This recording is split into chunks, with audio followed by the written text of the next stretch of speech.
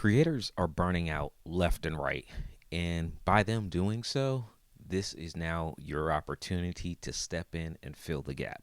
Now, I'm just thinking out loud.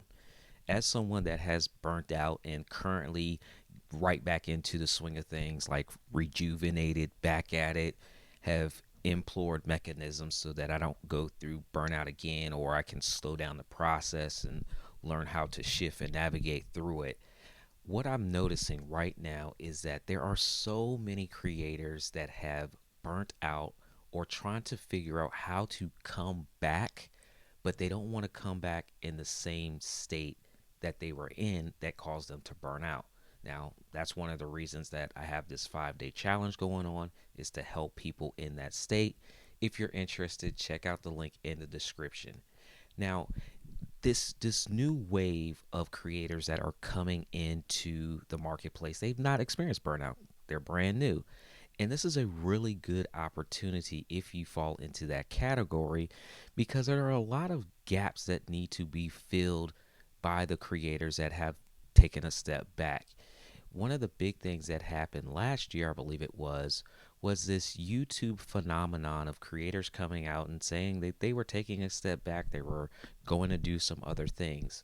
But as I looked into those creators and did some investigative homework to see what are some of the elements, the consistency amongst these creators of them taking a step back, and it really seemed like they just had too much on their plate. YouTube was just one of the many things that they were doing. They had families, they had businesses, they had careers, and the content that they were producing in their YouTube videos, I know take a significant amount of time.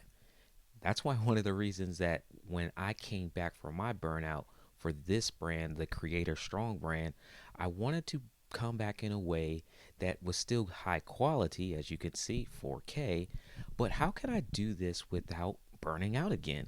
I want to be able to put out content, things that I love to talk about, passionate about, around the creator economy, around influencing, but I don't want to do it the same way that I create videos on my main channel. Those videos can take days, weeks, months to create. But this video, just being able to talk directly to you without any editing, makes it very simple for me to show up and not burn out, because I can create these videos multiple times in one sitting, because it's my way of thinking out loud and sharing it with you. Now, if you don't want to burn out, there are some things that you can do right now to put in place so that you don't have to. Now, here are 3 things I'm going to give you.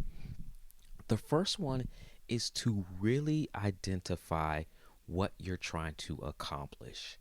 And then by doing that, you also need to identify the things that are slowing you down from getting to that accomplishment.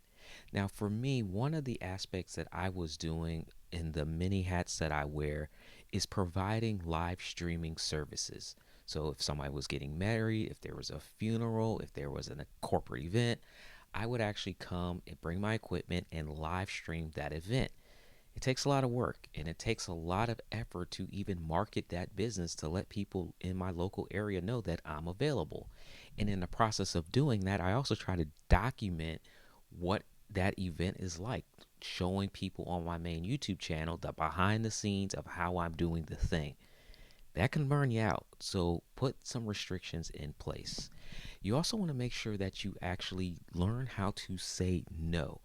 You're going to be pulled in so many different directions. I know I am. And if you're doing the same thing, let me know in the comments. You're going to learn how to say no to certain obligations that aren't as important.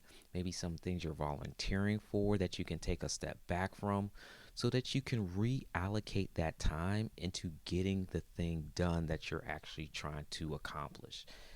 That's something I have implemented, and that's something that I'm going to talk about more in the challenge, and different mechanisms that you can use to help you say no to certain things.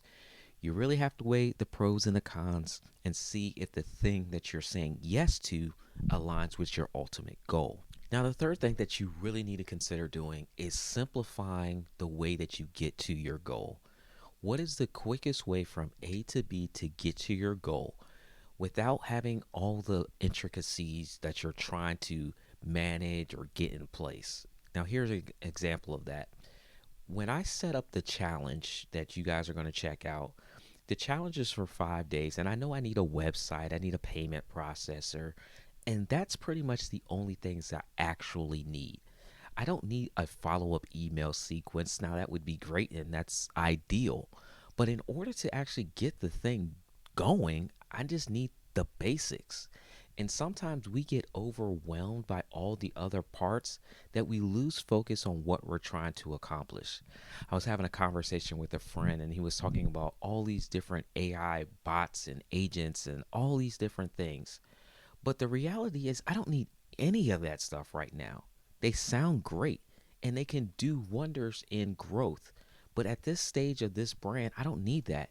And if you're early on in your creator journey or you don't have massive amounts of data or massive contact lists or massive amounts of video footage that you have to go through, keep it simple. And even if you do have a lot of that stuff, the more simple that you can make your process, the easier it is to show up and work towards that actual goal.